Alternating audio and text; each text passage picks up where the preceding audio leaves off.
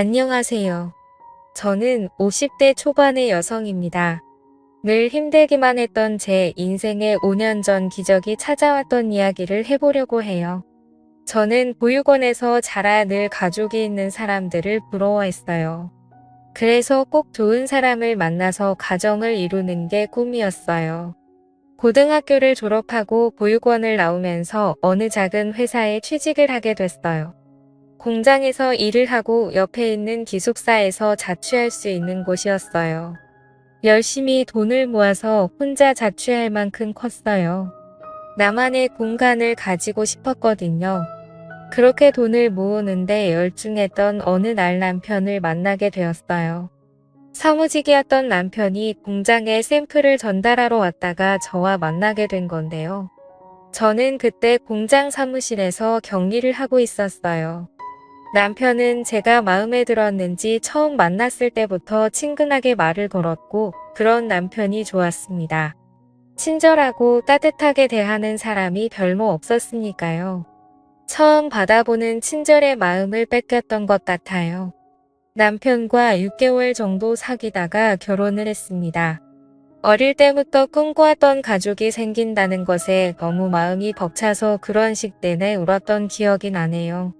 남편은 그런 저를 보면서 결혼했을 날 신부가 그렇게 울면 이혼한다는 대사를 던지며 놀리는 바람에 더 울었었네요.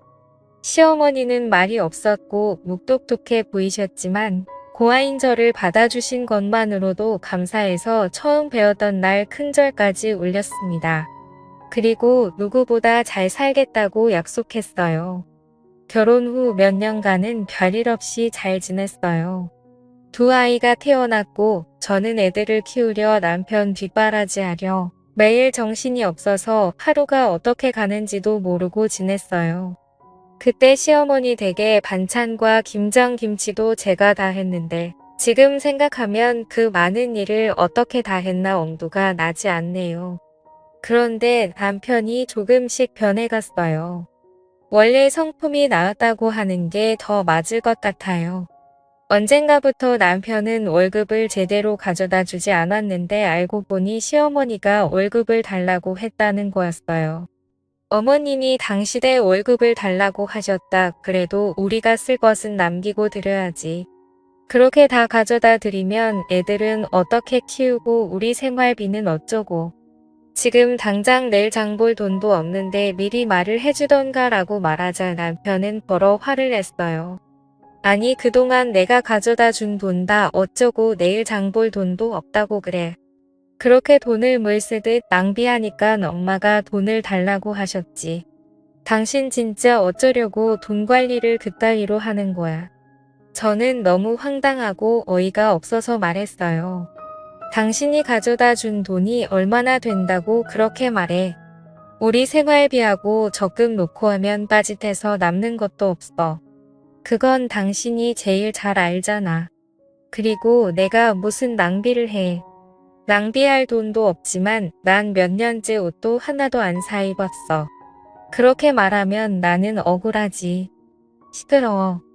앞으로 엄마가 용돈 조금씩 보낸다고 하니까 그걸로 써. 진짜 내가 엄마 보기 창피해서. 라며 소리를 지르고 집에 나가더군요. 시어머니는 제가 친정이 없다고 은근히 일도 많이 시켰고 갑자기 불러서 저녁을 지어라. 친구들이 오니 밥상 차려라. 그런 일은 일도 아니었지만 꼭 다 참고 시키는 대로 해왔어요. 그렇게 하는 게 집안에 분란도 안 생기고 나는 미움받아도 우리 애들은 사랑받을 거라고 믿었기 때문이었어요. 하지만 남편의 월급을 가져가는 건 도저히 이해가 되지 않았어요. 어머니 현수 아빠한테 들었는데 월급을 달라고 하셨다면서요. 그런데 그 돈은 제가 적금을 넣고 애들하고 생활도 해야 돼서요. 니네 쓸 돈은 준다고 성준이가 얘기 안 했니? 그동안 보니까 내가 씀씀이가 해프더라. 야채 같은 것도 쓸데없이 많이 사오고 내 식구 먹으면서 뭘 그렇게 많이 사는 거냐? 그래서 내가 가지고 있으면서 쓸 만큼만 주겠다고. 어머니 제가 장을 많이 본 건 시어머니가 저희 반찬을 많이 가져가셔서 넉넉히 만드느라고 그랬던 건데요. 시끄럽다. 너 말하는 게 아주 이상하다.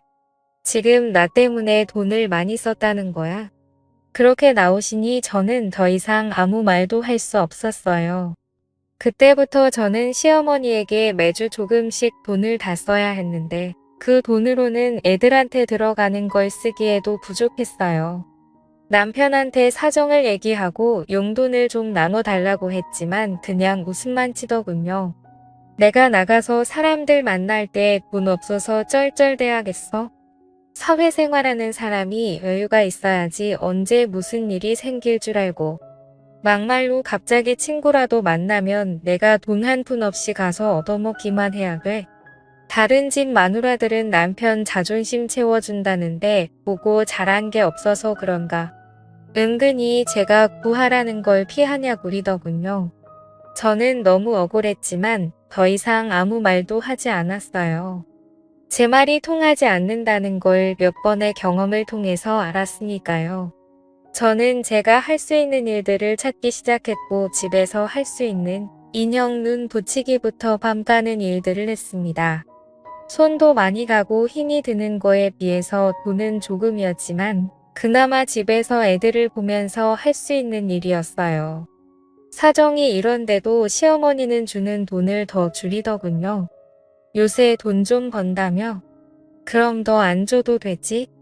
라면서 조금씩 줄이더니 어느 날부터인가는 한 푼도 보내지 않았어요. 어머니 이번 주는 돈 언제 보내주세요? 원래 어제 주셔야 했는데 내가 버는 돈으로 충분히 쓰고 살겠더만 굳이 내 아들이 번 걸 그렇게 가져다 쓰려고 드니 너도 좀 염치가 있어 봐라. 다른 집 며느리들은 직장도 좋은데 다녀서 집에 도우미 두고 시댁에도 돈 펑펑 쓴다는데 너는 어째 타갈 생각만 하니? 내가 무슨 번듯한 사돈집이 있어서 어디다 자랑을 할 수 있기를 하나. 그렇다고 며느리가 직업이 빵빵해서 덕을 볼 수 있기를 하나. 아이고 내 팔자야. 저 두드려 하는 듯이 신세 한탄을 하시더군요. 저는 그래서 어머니한테 돈 받는 걸 포기했어요. 그리고 애들은 어린이집에 맡기고 다닐 수 있는 일을 찾았고 보험 설계사 일을 시작하게 되었습니다. 남편은 점점 집에도 잘 안 들어왔고 늦게 들어오는 날은 술에 취해 있을 때가 많아져요. 알고 보니 남편은 원래 도박에 빠져 있었더라고요. 그래서 한 번 결혼을 했다가 한 달도 안 돼서 파혼을 했었다더군요. 나중에 공장에서 같이 일하던 아줌마를 통해서 늦게 되었어요. 하지만 저에게는 이미 남편 사이에 아들도 있었고 결혼 생활은 돌을 킬 수 없는 노릇이었어요. 가족 없이 자란 저는 아이들도 그렇게 키우기 싫었어요.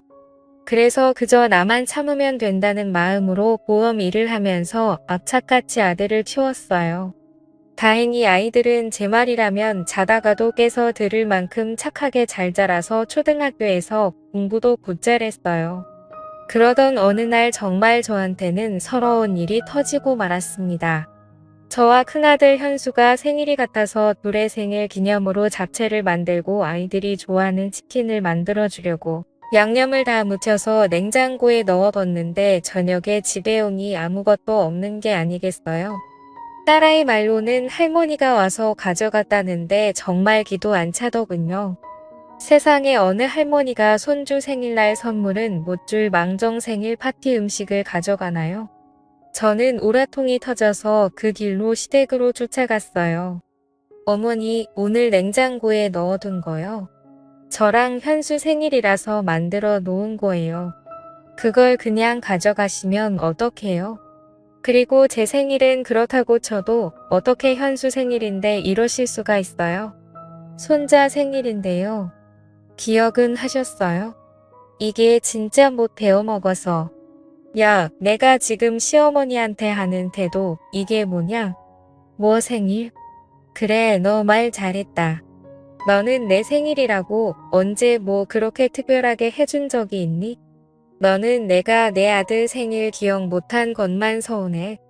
내가 그렇게 손자 생일이 어쩌고 하니 이왕 말 나온 김에 나도 하자. 나는 어쩌다가 천안 고아 며느리를 들이게 돼서 아주 어디 가서 쪽팔려서 말도 못 꺼내고 살았다. 그렇게 사람 창피 주고 내가 맨몸으로 와서 자식까지 낳고 살았으면 시어머니한테 고마워서 뭐 하나라도 더 해주려고 해야지. 인간 아니야.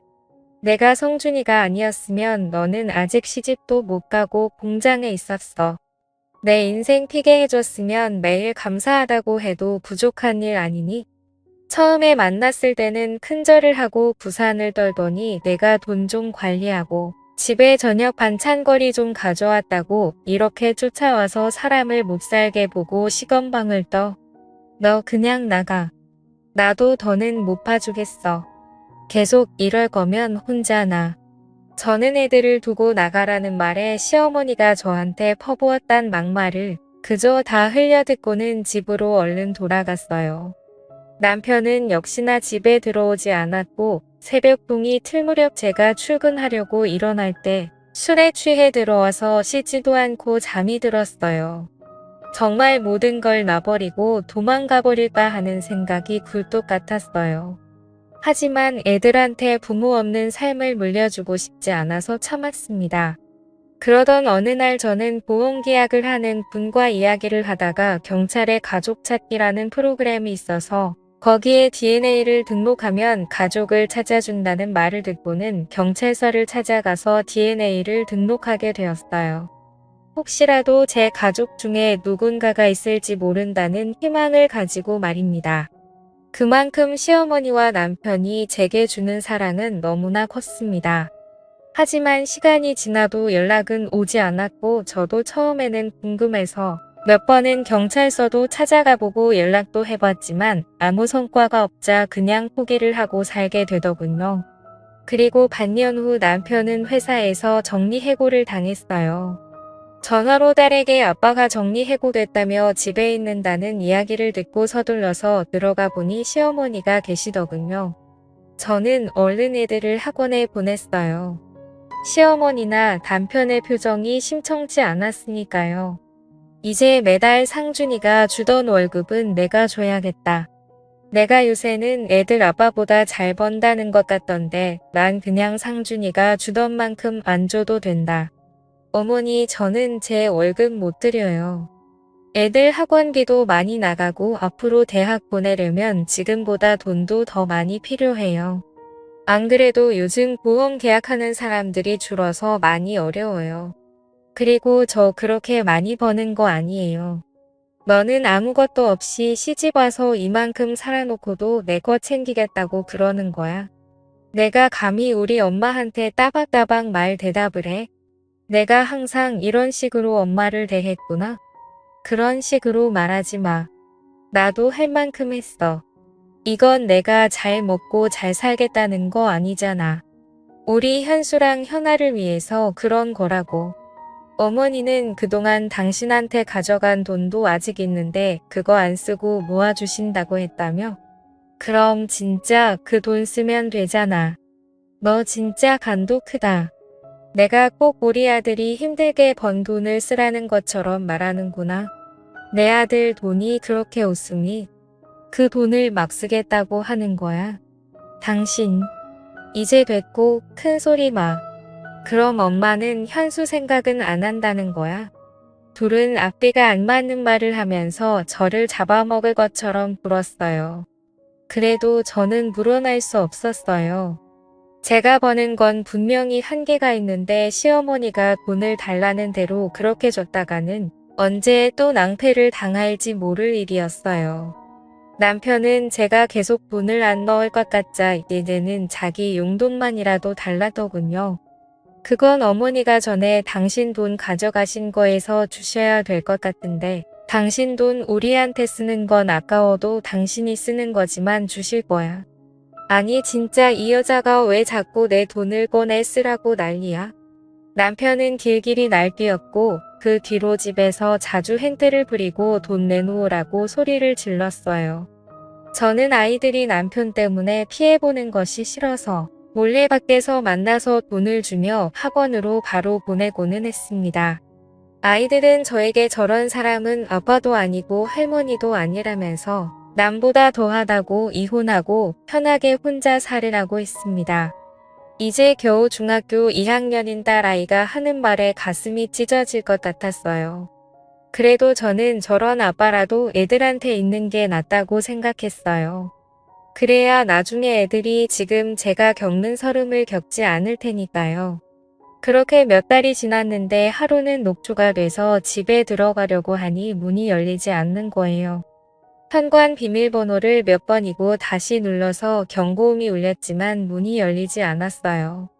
당신 안에 없어. 왜 문이 안 열리지? 여보. 남편은 전화도 받지 않더군요. 그러다가 저희 집에 시어머니가 오시길래 문이 안 열려서 사람을 불러야 할 것 같다고 말했습니다. 그랬는데 시어머니는 문을 열고 들어가 버리더니 잠가 버리더군요. 내가 돈을 못 주겠다면 우리도 가만히 있을 수 없다. 우리 집에 하나도 도움이 안 되는 며느리는 이제 필요가 없다고 나가. 여보, 어머님 말씀이 진짜야? 맞아. 계속 문을 두드리자 남편은 나와서 저에게 삿대질을 하면서 다 필요 없다는 말 못 들었어. 나가라고. 학원에서 밤늦게 온 아이들은 이 사실을 알고 울고불고 난리가 났지만 시어머니는 오히려 니들이 그러면 엄마만 더 힘들게 될 줄 알아. 한수 너 함부로 엄마 찾겠다고 나서면 가만 안 둘 거야. 라면서 애들한테 겁을 줬다고 하더군요. 저는 결국 혼자서 잠만 잘 수 있는 원룸을 구했고 더 악착같이 돈을 모아야겠다는 생각에 야식업체에서 설거지까지 했어요. 가끔 애들을 보러 가는 날이면 눈물바다가 됐어요. 애들은 자꾸 저와 살겠다고 했지만 아직은 그럴 형편이 아니었어요. 저는 그저 애들에게 조금만 더 참으라고 말할 수밖에 없었어요. 그러던 어느 날 저는 뜻밖의 전화를 받았습니다.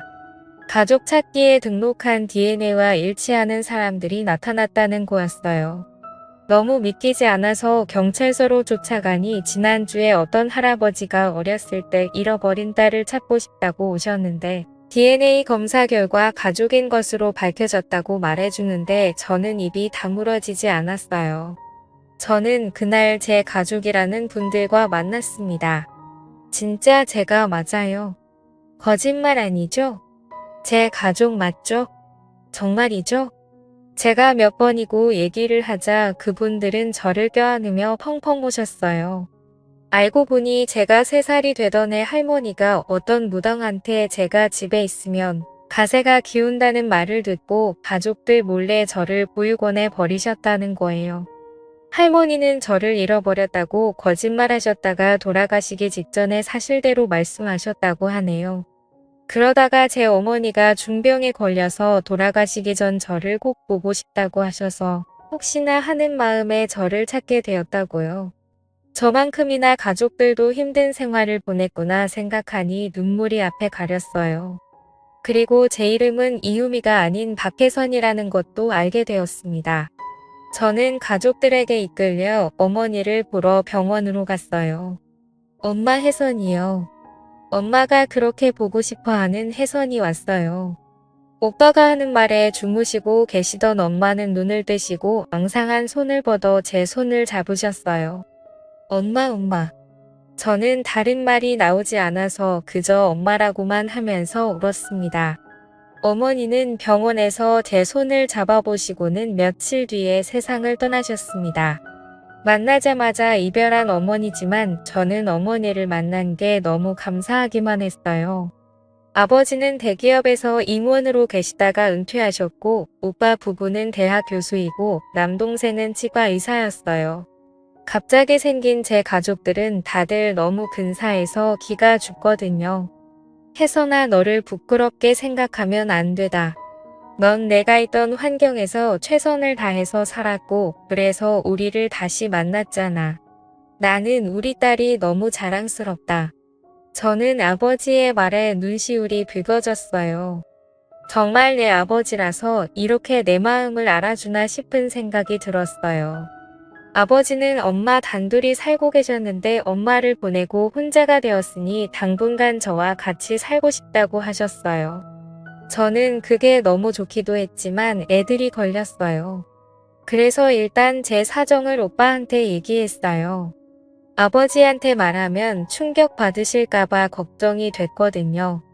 오빠는 아버지한테 말해도 괜찮을 거라면서 잘 말씀드리자고 했고, 제 처지를 들은 아버지는 화가 나셔서 그 자리에서 일어나 당장 아이들을 데리러 가자고 하셨어요. 저는 남동생이 운전하는 차를 타고 아버지는 오빠가 운전하는 차를 타고 그렇게 시댁 앞에 검은 세단차 2대를 몰고 갔어요.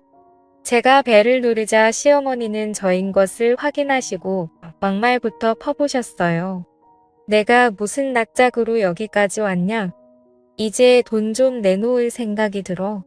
그러자 아버지가 큰 소리로 저희 손주들 데리러 왔습니다라고 하셨고, 그 말에 시어머님과 남편이 어리둥절해서 나오더군요. 남편은 저와 제 식구들을 위아래로 훑더니 어디서 등골 베먹을 영감이라도 구했어. 그래서 이렇게 와서 큰 소리 치는 거야. 내 자식들 그런 구질구질한 돈으로 키우게는 못하지. 라고 하자 진짜 생각하는 수준하고는 저분이 제 아버지세요. 우리는 훼손이 가족입니다. 저를 가리키자 남편과 시어머니는 어리둥절하래 하더군요. 오빠 남동생이 우리 애들 옷가지와 책들을 챙기는 동안 저는 시어머니와 남편에게 제 가족을 찾은 얘기를 했어요. 제 얘기를 들은 두 사람은 얼굴이 하얗게 질려서 아버지를 보다가 점점 고개를 숙이더군요. 돈 때문에 항상 걱정이 많으신 것 같으니 이제 제 손주들은 제가 챙기겠습니다. 그동안 제 딸한테 하신 것에 대해서는 차차 어떻게 할지 변호사와 상의할 거고요. 라고 하셨고 변호사 소리를 들은 시어머니와 남편은 표정이 굳어졌어요. 오빠 남동생이 애들 짐을 다 챙겨서 나오자 시어머니는 다급하게 저를 붙잡고 아가 우리 얘기 좀 하자. 그래도 너 갈고 졌을 때 우리가 받아둬서 여태까지 자랐잖니. 사돈께 말씀 좀 잘 드리고 하는데 오빠가 시어머니의 손을 탁 치면서 남의 동생 함부로 잡지 마시죠. 그리고 받아줘요. 어디서 그런 말씀을 하시죠. 제 동생이 결혼을 했지 이 집에 일하러 들어온 일뿐입니까? 사람이 힘없다고 막대하고 그러는 거 아닙니다. 라면서 차갑게 말했어요. 시어머니는 쩔쩔매기 시작했습니다. 아가, 내가 정말 큰 실수를 했다. 정말 미안하다. 내가 잘못했어. 여보, 미안해. 당신이 돈 안 주니까 그만 꼭 해서 정말 내가 바보 같아서 미안해. 돈을 안 준다고 해서 당신이 그렇게 말을 해. 난 당신이 벌은 돈 거의 만져보지도 못한 사람이야. 그런데 내가 아이들하고 먹고 살겠다고 돈을 안 준다고 사람을 그렇게 내도 못 참. 그것도 일하고 들어온 사람을. 나 이혼 소송할 거니까 그렇게 알고 있어. 저는 애들을 데리러 학교로 갔고 갑자기 왜 할아버지와 왜 삼촌이 생긴 아이들은 어한이 된 건 했지만 곧 너무 기뻐하며 좋아해줬어요. 그리고 시어머니와 남편은 몇 번이고 제게 연락을 하고 찾아오기도 했지만 만나지 않았어요. 한 번은 제가 오빠 부부와 백화점에 갔는데 어떻게 알고 시어머니가 저희를 쫓아오신 거예요. 그래서 오빠가 무슨 얘기를 할 건지 드러나 못했으며 같이 백화점 커피숍으로 들어갔어요. 제 둘 부부는 잘 지냈는데 아들이 회사를 그만두면 문제가 생긴 거예요. 용돈을 안 주겠다고 하니 불화가 좀 있었고 저도 남들 다 받는 폐물임을 예단 못 받고 며느리를 들었는데 제 입장은 생각 안 하시고 무조건 안 좋게 보시네요. 그렇네요. 좋습니다. 그 용돈이라는 것과 폐물 예담해드리고 저희도 가정폭력과 협박으로 아드님과 사돈분 정식으로 고소하겠습니다. 아니 그러시면 얘기가 틀려지죠. 지금 혜선이 이혼 변호사 만나고 왔는데 애들 직원을 들어보니 굉장하더군요. 하루가 멀다 하고 술 마시고 도박하고 집에 안 들어오는 아버지, 그리고 집에 있는 애들 간식까지 쓸어가고 돈 한 푼 안 보태면서 엄마를 부려먹는 할머니. 이 정도면 이혼 사유가 차고도 넘칩니다. 그리고 집 비밀번호까지 바꾸고 못 들어오게 해서 1년 가까이 밖에서 살겠죠? 이런 것도 다 죄가 될 수 있고 위자료를 받아낼 수 있다고 하던데 저희는 그대로 다 진행할 겁니다. 그러니까 그렇게 알고 계세요. 억울하다는 시어머니의 말에 기가 차서 저도 한마디 했어요. 어머님 집에서 최신형 에어컨에 제일 큰 냉장고까지 있고 부엌도 최신식으로 다 뜯어 고치셨잖아요. 우리 애들은 낡은 에어컨 안 돌아가서 더워서 힘들어할 때 언제 한번 들여다보기라도 하셨어요. 어떻게 이렇게 뻔뻔하세요? 이제 와서 제가 친정이 생기니까 이런 식으로 덜 변하시다니 정말 너무 유치하고 우습네요. 그 미안하다는 말도 못 믿겠으니까 나중에 법정에서 만나죠. 시어머니는 주변에서 다 쳐다보자 얼굴을 숙이고 서둘러 돌아갔어요. 저는 아버지가 잘 아시는 변호사분 소개로 이혼 변호사를 만나서 소송에 승소를 하고 위자료도 받고 정신적인 피해 보상도 받았어요. 지금은 아이들도 다 대학 가고 저는 인생 처음으로 매일 편안한 생활을 하고 있어요. 이런 든든한 가족들이 있다는 게 살아가면서 이렇게나 힘이 된다는 걸 몰랐어요. 가지고 있을 때는 모른다고 하던데요.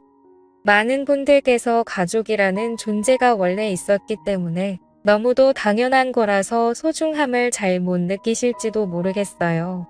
오늘은 더 따뜻한 마음으로 가족들 한 번 더 생각해 보시는 건 어떨까요? 저 같은 사람도 웃을 날이 오니 하연 들으시는 분들에게도 좋은 일들 생겼으면 좋겠다는 마음으로 이야기를 하게 되었습니다.